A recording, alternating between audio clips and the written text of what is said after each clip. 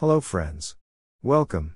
Today we will recap 2022 science fiction, horror film, Nope. Spoilers alert. Sit back, relax, and enjoy. As the movie opens, a woman is lying motionless as a chimpanzee casually walks around with blood all over its body. It begins to walk toward the camera as the scene cuts to black. Movie then flash forward to the Haywood Hollywood Horse Ranch, where Otis Haywood Sr. is prepping for the day with his son, Otis Jr., aka OJ. While Otis is riding one of their horses in its pen, OJ checks his cell phone and suddenly there is no network. Otis hears some strange noise in the sky, and small objects like keys begin to plummet from the sky. OJ turns to see his father motionless on the horse, eventually falling off. As he drives Otis to the hospital, Otis mumbled "ghost," and OJ tries to calm him down. OJ grows increasingly scared of what just happened. Otis dies, and it turns out a falling nickel killed him. OJ finds a key still stuck to back of the horse. 6 months after Otis's death, OJ is on set with show Horse, Ghost, for a project led by filmmaker Antlers Holst. OJ is waiting for his sister Emerald aka M, who is much better at the PR than he is. OJ stars the presentation, and M arrives very late and despite already being cast and on set, uses the opportunity to educate the primarily white crew about the first documented motion picture by Edward Muybridge depicting a black man riding a horse. The jockey in that motion picture is their great-grandfather. The Haywoods train their horses for film shoots, but since Otis Sr.'s death, M and OJ have been struggling to make ends meet. M finishes her impassioned speech and goes to chat with someone as the shoot continues. OJ becomes nervous as more people arrive on set. As a production assistant sets up a prop, Ghost sees its reflection and kicks back, almost hitting the star of the project. OJ, M, and Ghost are removed from the set. M and OJ drives their van to a small theme park called Jupiter's Claim. Park is run by Ricky, a former child actor. The fairgrounds feature a nostalgic film photo op called The Winking Well, that captures an upward view of the participant capturing the photo, which prints out on an 8x10. This Polaroid moment becomes significant later. They both got to Ricky's office to meet him. While OJ tries to talk to Ricky, M creates distractions, as she is too talkative. Ricky opens a door in his office and starts telling story about Gordy. The story is called Gordy's Birthday. M sees a movie picture on the wall captioned as Mad. Ricky tells the story of the intro, when he was on the set the day the chimpanzee, named Gordy, went literal apeshit and attacked everyone on stage. It broke Ricky's heart as a child because Gordy was his co-star, and they were the first mainstream duo to feature the exploding fist bump on screen. Ricky goes on to talk about how Saturday Night Live recreated the sketch with Chris Kattan as Gordy, Anna Gasteyer, and Sherry O'Terry as his co-stars. Ricky doesn't give many details about how he intends to use their horses, and OJ leaves. OJ and M go back to their ranch and have some brother-sister bonding, and catch up with their past. The movie then breaks into chapters, named for non-human characters in the film. The first chapter is Ghost. Later, OJ goes outside to seize his horse, and suddenly, the horse starts running. OJ hears some strange noise and goes to his barn, and suddenly sees strange object in the sky. He returns back home and look at the videos to see if he could find something. M and OJ looks at the video but don't see anything. M asks OJ what did he see? OJ replies that it was fast, very fast and hard to say what was it. To prove it is an alien, he and M go to a Fry's electronics store, where they meet store rep Angel. Angel asks them if they are robbed. Angel tells them that it will be really hard to install the cameras by themselves. Or if they have encountered UFO? M says, no one believes in that stuff. In the next scene, Angel is visiting their house to install the cameras. Angel overshares that he is recently out of a relationship, which explains more his desire for human interaction. They have Angel set up the cameras on top of the house and elsewhere on the ranch. At one point, they discuss the concepts of UFOs, modern term UAP for unidentified aerial phenomena, and aliens. Angel tells OJ that government changed the name from UFO to UAP so the government can fool us. Angel tells OJ that aliens are watching us and waiting for the right time to attack. After setting up the cameras, they hear M calling them. Angel and OJ go to M and find M with a decoy horse, so they set up the decoy horse with a pennant banner tied around it. Ricky visits them and invite them for a family show next Thursday. After the setup, Angel leaves telling them that they should expect a call from his supervisor about the setup charges. The next chapter is Clover.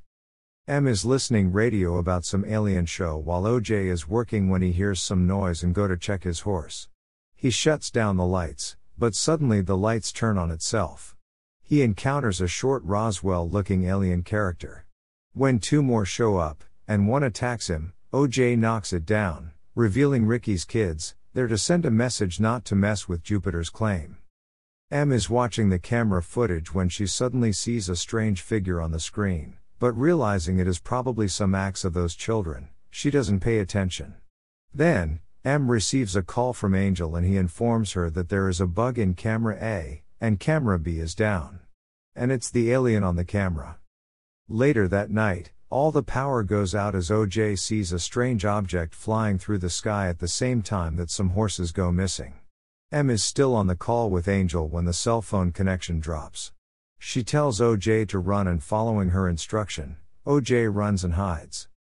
M checks on the camera on the roof, while OJ observes flying object landing and then disappearing quickly. The praying mantis on the house camera flies away with the pennants dragging out of its maw. Scared M asks OJ to leave the place, but he tells her that they are not coming back tonight anymore. Next day, M calls Antlers Holst, a renowned cinematographer, and tells him that she has a project and would like to hire him for a documentary though they don't have much to pay him. He refuses to be part of it, and disconnects the call. This is when Angel gives them a visit. He checks the footage, and found the cloud, that hasn't moved for last 6 months. They conclude that if there is an alien ship, then it's right there behind that cloud. OJ says, what if it's not a ship? The movie then moves to another chapter, Gordy. In a flashback to 1998, young Ricky sits on stage as a live taping of the show is being shot. Gordy suddenly and without warning begins attacking absolutely everyone on stage, as Ricky looks on in horror from beneath the set table. Gordy finishes killing one actor before coming over to hit the young girl one last time. He then sees Ricky hiding under the table and offers him a bloody fist bump. As Ricky reaches out his fist for the chimp, Gordy is shot in the head, and his blood spatters onto the tablecloth and Ricky's face. The untold origin of Jupiter's claim suggests that Ricky has been leading animals to slaughter by this extraterrestrial for profit for a long time since he could no longer profit from the recreations of Gordy's rampage. The next chapter is Lucky.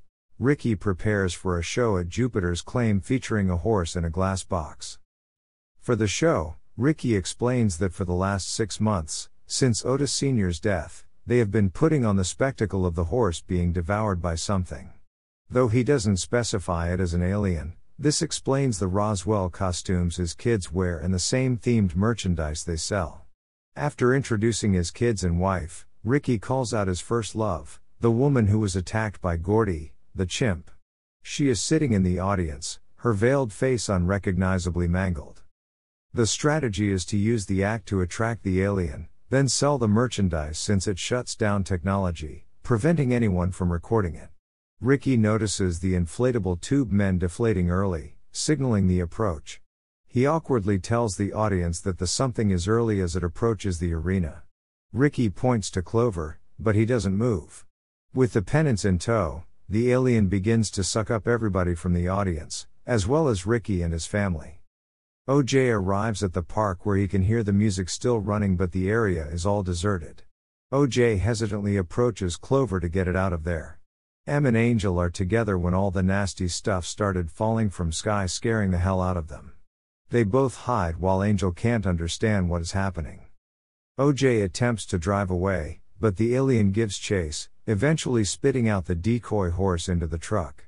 OJ drives his truck home where he meets M and Angel, and they drive away as fast as they can. Holst watches the news about disappearance of 45 people from Jupiter's park. OJ, M, and Angel discuss the details of a technology blocking extraterrestrial and how to capture it on camera. They call up Holst, who remembers them from the blown shoot earlier. Holst is a career wildlife videographer who knows how to capture what M calls the Oprah shot. Holst agrees to help with the project. M shares a story with OJ about how she was promised a horse, Lucky, by her father when she was young. She was furious when she saw Otis sell Lucky. OJ recalls a horse that he loved who was lost as well named Jean Jacket. They decide to call the alien by that name JJ. The last chapter of the movie is Jean Jacket. Holst arrives with an IMAX film camera with a crank reel, the better to capture the alien without losing footage. OJ realizes some things. The UFO is not the ship, it's the alien, which spat out all the metal objects that killed Otis Sr. when Ricky first moved into town and set up Jupiter's claim. The alien's appetite for living flesh has grown from horses to humans, and it only eats what looks into its maw. OJ and M raid Jupiter's claim, removing batteries from the cars to power the inflatable tube men to lay a path for the alien and the horse. OJ will lure the alien, Jean Jacket or JJ, while Angel helps Holst to capture the video. During the preparation, a TV reporter shows up and decides to go towards JJ but falls off his bike. OJ tries to go and help him, but suddenly all the electrical devices lose the connection and the person still asks for his camera. OJ tries to help him, but it's too late. OJ rides his horse back to base when he hears the reporter scream. And the alien is just above his head and chases OJ, but he managed to safety on time. During the attack, Holst gets cocky and runs closer to JJ to capture a better shot. JJ sucks him up and then heads for Angel. Angel wraps himself up in barbed wire and a tarp, causing JJ to spit him out. Enraged, JJ opens up into its fully realized form and moves toward M. M tries to start the reporter's bike while OJ, on a horse, plans to evade JJ in the hopes that it will not get M. M starts the motorbike and drive as fast as she can. She gets JJ to follow her to Jupiter's claim, where she releases a giant helium-filled balloon in Ricky's likeness to the sky, whose eyes stare straight at JJ. M heads over to the winking well and gathers up coins that it spat up to take multiple pictures of JJ eating the Ricky balloon. M inserts coins and cranks the winking well to take photos of the balloon as JJ approaches it. The flashbulbs for the camera at the bottom are not connected to electricity and are immune to JJ's shut-off powers. JJ sees the human-shaped balloon and devours it. As JJ returns to its flying saucer form, the compression from the balloon causes the balloon to burst, killing JJ. M screams out in victory as the last photograph develops, perfectly capturing the fully formed JJ ensnaring the balloon. In the distance, M sees OJ on the horse in full cowboy mode. She smiles at the camera as the scene turns to black. The end.